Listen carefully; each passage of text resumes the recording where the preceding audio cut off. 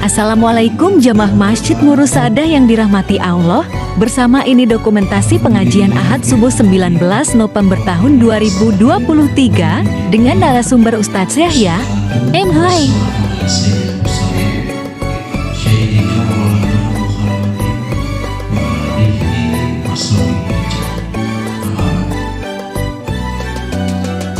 Yang kami hormati Bapak Ustadz Yahya M. Hai yang pada pagi hari ini telah hadir di tengah kita.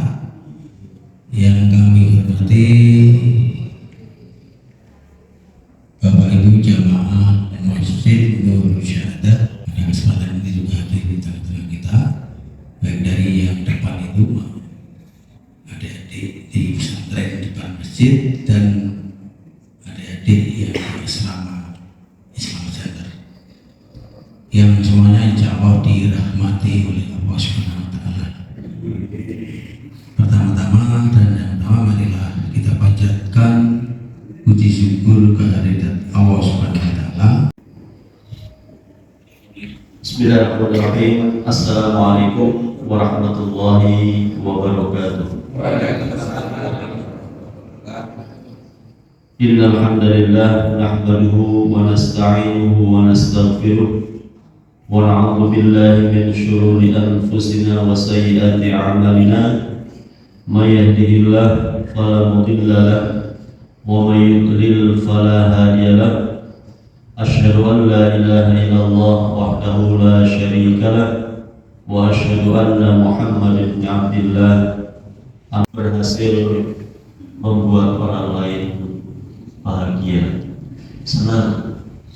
Inilah Bapak Ibu yang dirahmati oleh Allah Subhanahu wa Ta'ala, bahwa kebahagiaan itu ternyata menurut Islam adalah kebahagiaan sejati, kebahagiaan yang bersifat immateri, kebahagiaan spiritual, kebahagiaan tatkala kita semuanya bisa berada di jalan Allah Subhanahu wa Ta'ala dan sunnah Rasulullah Sallallahu Alaihi Wasallam.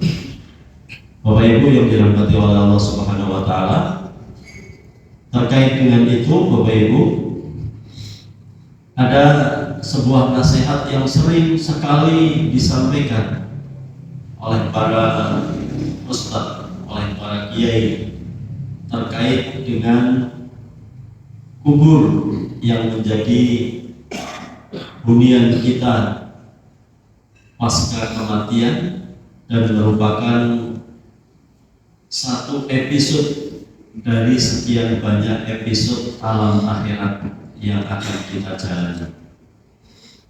Episode pertamanya dimulai dari alam barzakh ini, yaitu alam kubur yang kalau kita semuanya meninggal dunia, lantas kita akan dimasukkan ke dalamnya.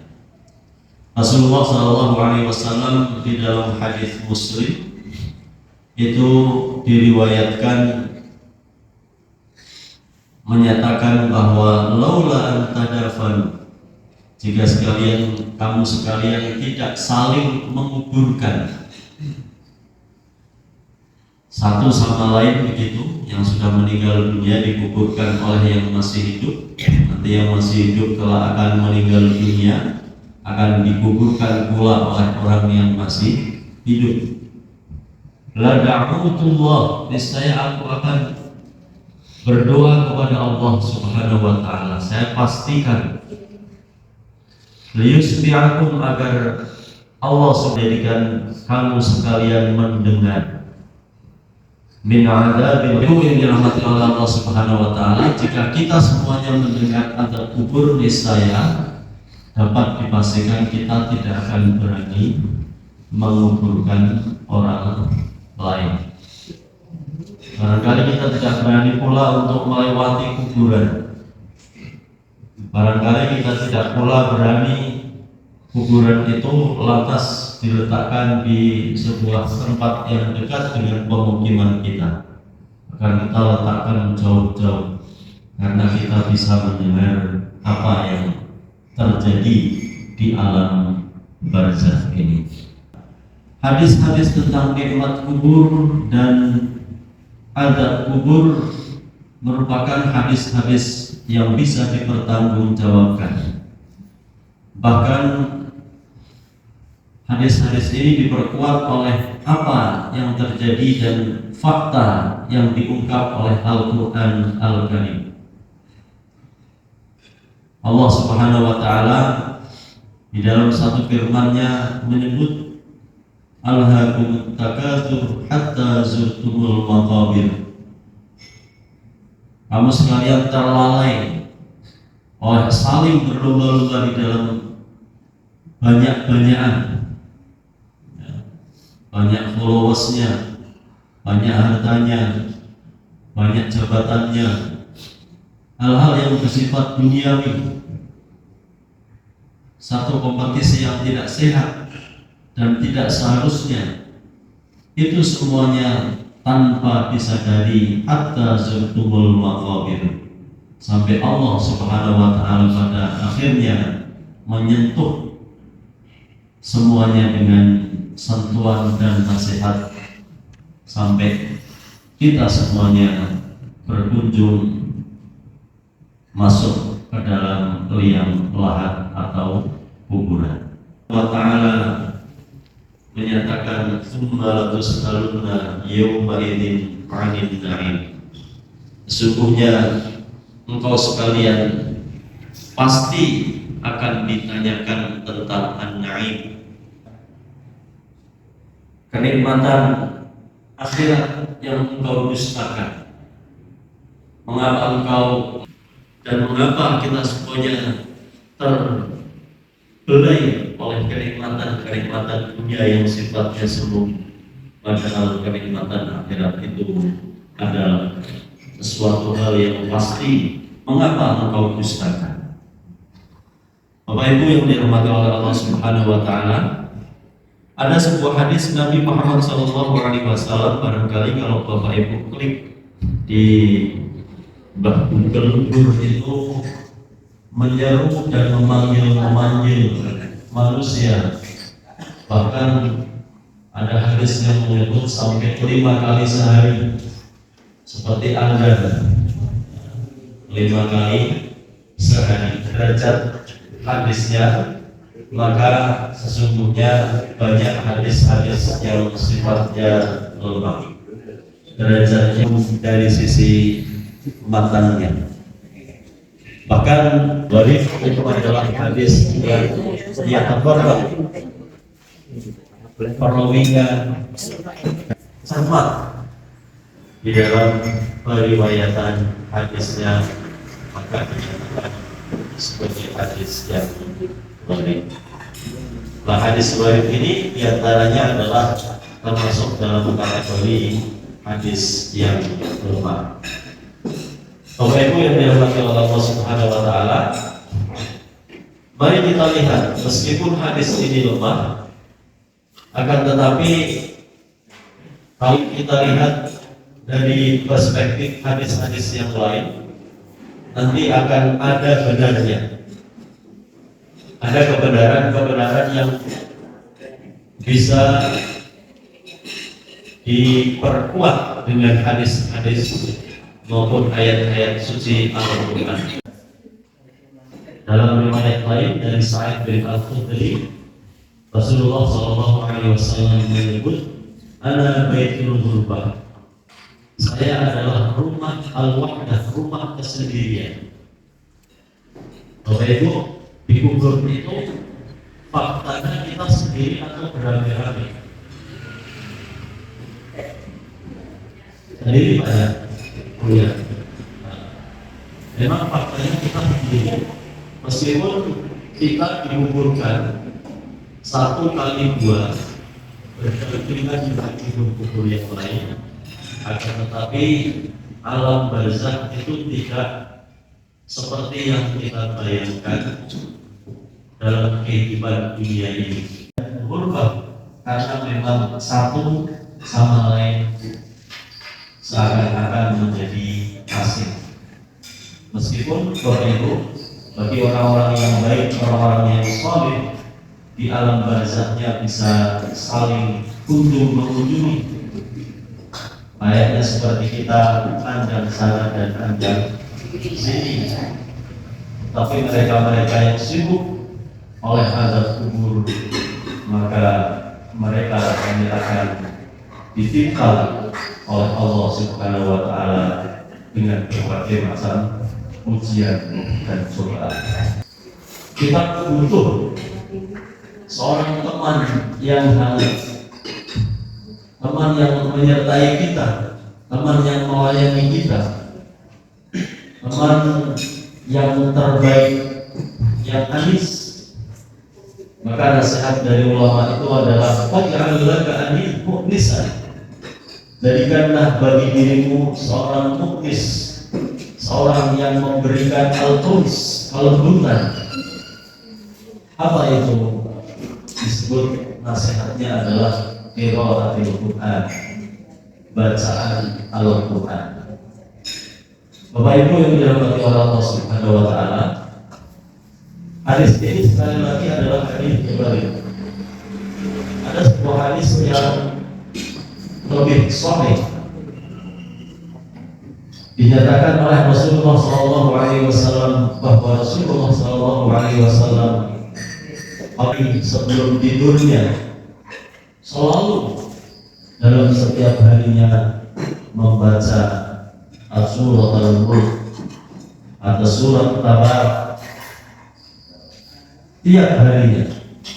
Bahkan Rasulullah SAW di akhir dari sabda beliau tentang Al-Mulk itu menyatakan seseorang yang mendawamkan bacaan surat Al-Mulk sebelum tidurnya itu akan dijaga oleh Allah Subhanahu wa Ta'ala dari azab kubur. Bapak Ibu yang dirahmati oleh Allah Subhanahu wa Ta'ala, di dalam hadis yang sahih Rasulullah SAW juga menyatakan Iqra'ul Quran wa innahu ya'ti yawmal qiyamah syafi'an li ashabi. Bacalah Al-Quran, niscaya nanti kelak pada hari kiamat akan tampil sebagai syafi', sebagai penengah antara Allah dengan dirinya bagi mereka-mereka yang merupakan sahih Al-Quran, yang membaca, menelaah dan seterusnya dari ayat-ayat suci Al-Quran yang kita cintai ini. Ini Bapak Ibu yang dirahmati oleh Allah Subhanahu wa Ta'ala, bahwa teman di dalam kubur ternyata bukan saja Al-Quran Al-Karim, tetapi amalan-amalan soleh secara keseluruhan akan menjadi teman yang baik bagi kita semua. Sang kubur itu merupakan sebuah tempat tinggal. Kalau yang pertama disebut sebagai Baitul Wahdah, ini disebut sebagai Baitul Turab, rumah yang terbuat dari tanah. Bapak Ibu pernah lihat kubur terbuat selain dari tanah? Tentu saja tidak. Di atasnya saja barangkali ada yang mengijimnya, ada tajsis dalam bahasa Arab itu. Meskipun Rasulullah SAW itu jelas-jelas menyatakan la tajsis, janganlah engkau membangun kubur, membuat bangunan di atas kubur, apalagi pakai keramik gitu ya. Karena kalau ini kita lakukan, dunia ini kelak akan menjadi kuburan semuanya. Ya mestinya kan harus gantian gitu ya. Maka Bapak Ibu, kalau kita lihat di Makkah atau di Madinah, ya itu kuburan sudah bertingkat-tingkat. Saya adalah rumah ular. Ya Bapak Ibu, kalau kita lihat National Geographic, sekarang ini kalau di nggak muncul ini Bapak Ibu ya, karena ini bagian dari Zionis ini. Nah, Bapak Ibu, ternyata Bapak Ibu bahwa bumi yang kita tempati itu penghuninya yang paling besar jumlahnya adalah al-hasyar, serangga. Bahkan dalam 1 meter persegi itu kalau kita gali sudah ratusan serangga kita dapatkan. Maka Bapak Ibu, tatkala kita nanti kelak akan menempati kubur yang disediakan oleh orang-orang yang masih hidup itu, tentu dalam penggaliannya akan mendapatkan serangga ataupun barangkali ular. Nah, Bapak Ibu, ini saya cerita kejadian yang nyata Bapak Ibu. Ini teman sekolah saya SD dulu. Bukan wakil. Saya adalah rumah seorang penanya, 2 malaikat yang bernama Munkar wa Nakir. Bapak Ibu, Munkar wa Nakir itu 2 malaikat yang akan bertanya kepada kita semua di alam barzakh nanti. Yang wujudnya Bapak Ibu, warna kulitnya itu hijau kehitam-hitaman. Bapak Ibu, hijau kehitam-hitaman itu kayak AC itu Bapak Ibu ya. Warnanya hijau. Tapi visual kira-kira kalau Bapak Ibu sendirian tiba-tiba bergogok muncul 2 sosok warnanya hijau kehitam-hitaman, matanya melotot merah, itu apa yang Bapak Ibu lakukan? Barangkali ambil sebuah jurus Bapak Ibu ya, langkah 1000 mungkin ya, untuk membaca syahadatain. Nah Bapak Ibu, sebenarnya syahadatain itu Bapak Ibu memang diantara sarana. Mengapa hadis ini dinyatakan sebagai hadis yang lemah? Karena memang tidak mewakili semuanya. Apa yang semestinya harus kita pinta di hadapan Allah Subhanahu wa taala Bapak Ibu? Allah Subhanahu wa taala berfirman di dalam Al-Qur'an, "Yutsabbitullahu alladziina aamanu bil qawli tsabiti fil hayatid dunya wal akhirah." Allah memberikan as-sabat, ketetapan dan kemantapan hati dan lisan dalam kehidupan dunia maupun dalam kehidupan akhirat seorang mukmin. Di dalam ayat lain Allah Subhanahu wa taala menyebut, "Innal ladzina qalu rabbuna Allah tsumma istaqamu." Sesungguhnya orang-orang yang menyatakan Rabbuna Allah, Tuhan kami adalah Allah, tsumma istaqamu, lalu mereka beristiqamah di jalan Allah Subhanahu wa taala, tatanazzalu